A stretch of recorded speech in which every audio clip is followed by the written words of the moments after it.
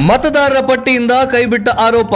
ಪ್ರಕಾಶ್ ರಾಜ್ ಆರೋಪ ಸುಳ್ಳು ಎಂದ ಕಾಂಗ್ರೆಸ್ ಸರ್ಕಾರ. ಮಾರಿಕೊಂಡವರು ಖ್ಯಾತಿಯ ಪ್ರಕಾಶ್ ರಾಜ್ ಅವರಿಗೆ ಚುನಾವಣಾ ಆಯೋಗ ದೊಡ್ಡ ಶಾಕ್ ನೀಡಿದ್ದು, ಬೆಂಗಳೂರಿನ ಮತದಾರರ ಪಟ್ಟಿಯಿಂದ ಅವರ ಹೆಸರನ್ನ ಕೈಬಿಟ್ಟಿದೆ. ಇದರ ನಡುವೆಯೇ ವಿಡಿಯೋ ಮೂಲಕ ತೀವ್ರ ಆಕ್ರೋಶ ಹೊರಹಾಕಿದ್ದ ಪ್ರಕಾಶ್ ರಾಜ್, ನಾನು ಈ ಕ್ಷೇತ್ರದಲ್ಲೇ ಹುಟ್ಟಿದ್ದೇನೆ, ಇಲ್ಲಿಯೇ ಶಾಲೆ, ಕಾಲೇಜು ಹಾಗೂ ರಂಗಭೂಮಿಯ ಅಧ್ಯಯನವನ್ನ ನಡೆಸಿದ್ದೇನೆ, ಇದೇ ಕ್ಷೇತ್ರದಿಂದ ಲೋಕಸಭೆಗೆ ಸ್ಪರ್ಧಿಸಿದ್ದೆ, ಮತದಾನದ ಹಕ್ಕನ್ನು ನಿರಾಕರಿಸಬಹುದು, ಆದರೆ ಅಧಿಕಾರದಿಂದ ನಿಮ್ಮನ್ನು ಕೆಳಗಿಳಿಸುವುದನ್ನು ತಡೆಯಲು ಸಾಧ್ಯವೇ ಎನ್ನುವ ಆಕ್ರೋಶವನ್ನು ವ್ಯಕ್ತಪಡಿಸಿದರು.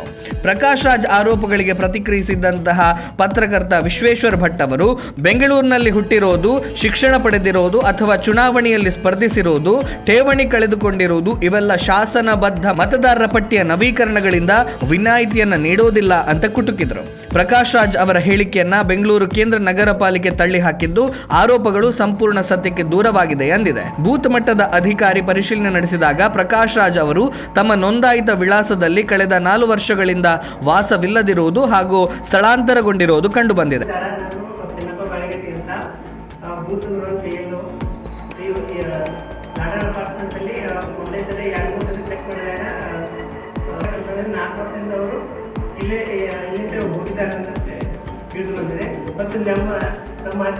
ಅಧಿಕಾರಿಗಳು ಪ್ರಕಾಶ್ ರಾಜ್ ಅವರೊಂದಿಗೆ ದೂರವಾಣಿ ಮೂಲಕ ಮಾತನಾಡಿದ್ದು, ಅವರು ಪ್ರಸ್ತುತ ಅದೇ ಶಾಂತಿನಗರ ಕ್ಷೇತ್ರದಿಂದ ಬೇರೊಂದು ವಿಳಾಸದಲ್ಲಿ ವಾಸಿಸ್ತಾ ಇರುವುದಾಗಿ ತಿಳಿಸಿದ್ದಾರೆ.